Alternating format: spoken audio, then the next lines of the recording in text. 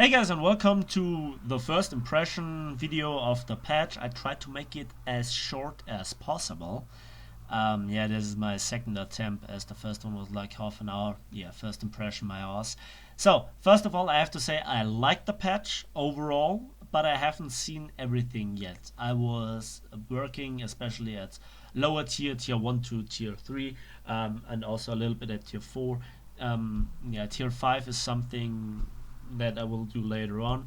But I had to clean up my my tech tree, so to say. But as we can see, the first addition is we have a new hangar. But hold on, this looks like a tank yard.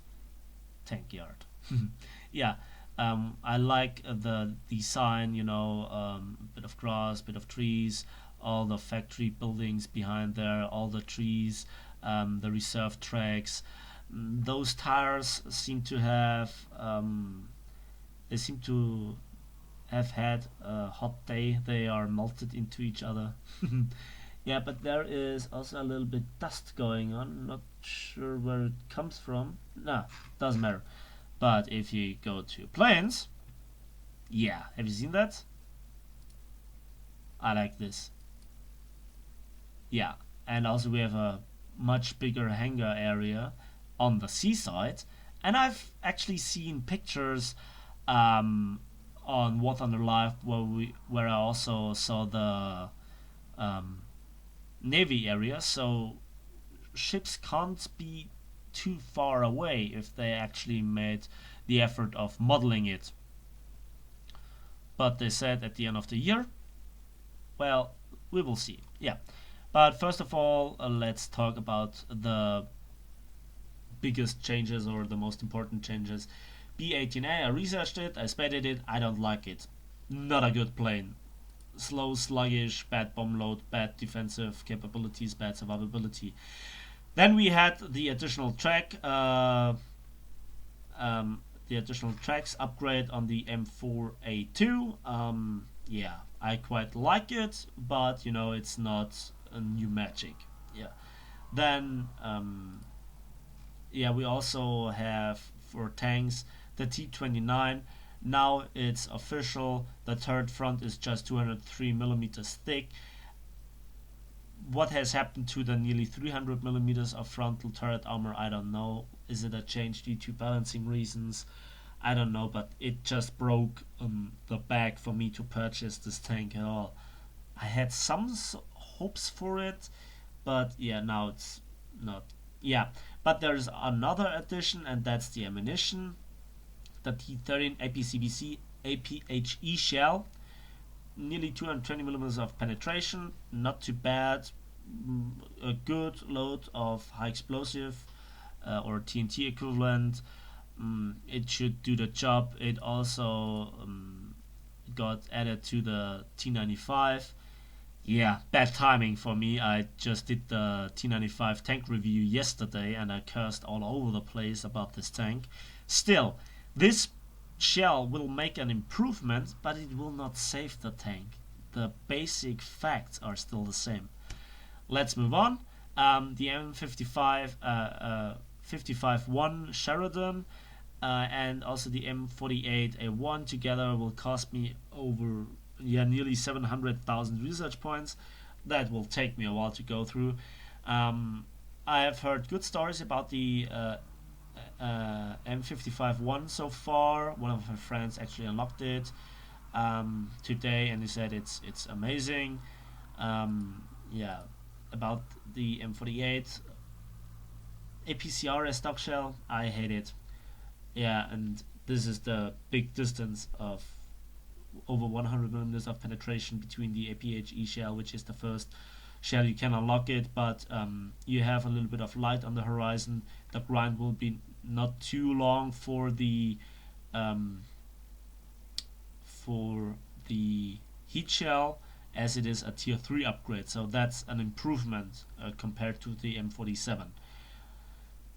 Yeah, for planes, there is one addition, and that's the top turret of the B29. It received a new model, and as we can see, it's a quadruple 50 cal turret here. Yeah, so much more enjoyment for German planes, I guess. Um, then let's move on to Germany, and for planes we have the HS123A1. I like this little bugger. Good plane. I really like it. Yeah, then the price I think got a little bit increased for the Heinkel 219A7, but it's still a reasonable price, especially for this battle rating at tier 4 premium. Not too bad. I haven't played the BF-109s and the Focke-Wulfs and the TARs, as in the patch notes there were like some changes announced, like rework of the flight models. We will see. A nice or a strange change for the rocket boosted Me262s, as now you can turn on and off the boosters, but they're still time limited. But they now act like the Me163's rocket, as far as I've heard. Tanks, I already unlocked all the additional upgrades for the tank destroyer, for the tank destroyers, and also the Panzer IV F2. And I also, by doing that, nearly unlocked the Stura Emil. Yeah, we will see how it will place. Still just 15 shells. Yeah, but we will see. Raketenjagdpanzer 2, 380,000 research points. That's quite a bunch of research points I have to work through. But I will do it with the 10.5 centimeter King Tiger. And there is one thing I want to show you. Qualification. I just did it. I unlocked the second stage of the Ace crew for free. And I played this tank so long that I would actually have unlocked it if it wouldn't have been a relatively recent addition, you know, this Ace crew for playing. And I think the last 200,000 research points I will do as well by playing the tank, and I will make a video once I'm in punching range of this border. Yeah, and together with spading the Sture Emil by playing it, I will also automatically unlock the Raketenjagdpanzer 2. Yeah, that's it. I think the additional armor for the tank destroyers is something nice to have, but you know, not the new selling point for them. Let's move on to Russia, and as we can see, I unlocked the ASU 57, and I'm now working on the ASU 85. Yeah, after that I will go to the IT1, but again that's a lot of research points to go through. 600,000 those two together.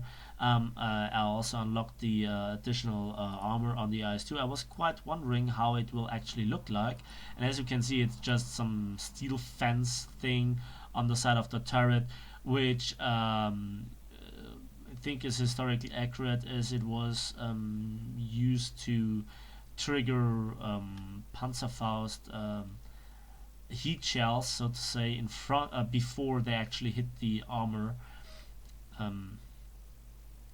How useful it is, I don't know, but it looks kind of spacey. Yeah. Then let's move on to planes, and there we have something bad. The Tu-4, I think it needs no further introduction. This plane is insane. Also the Yak-30. If you want to know anything about its performance, ask Orange on his live stream once he has unlocked it. That's all I can say. Then let's move on to Britain, and for tanks we see actually no changes, just the STR-V81, which is basically Centurion Mark III with a slightly higher battle rating, and 3 rockets and a premium, and being a premium tank. Also the Cromwell RP3 with 4 additional rockets. I think that's way too expensive. Then for aviation we have the Halifax B Mk3A, which I unlocked and I'm currently spading. Yeah, the one thing, first of all, the bomb load is relatively good, while the first one is terrible. Yeah, let's have a look at it. Yeah, the disappointment is here with the rear gunners on the dev server. It's all about the rear gunner.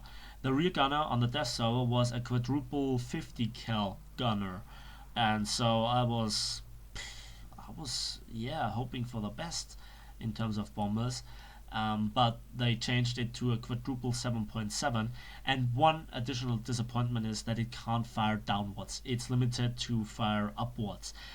If somebody is behind you, you often can't shoot him because you can't shoot a single degree downwards, it seems. Yeah, that's basically it. Let's move on to Japan, and there are basically just two additions: the Kia 61-2 and the N1K1JA at value rating 5.0. I'm quite looking forward to unlock them, as I haven't played Japanese planes for a long time, and I'm always asking myself why. Because they are very good planes overall. I like to fly them, but there is not much to research most of the time. Yeah, that's basically it. Let me know in the comment section below what you think, and please write something in the comment section, okay? Then thanks for watching, thanks for listening. If you haven't subscribed already, please do so, as there is a lot of content coming in over the next few weeks, I guess. And yeah, see you next time.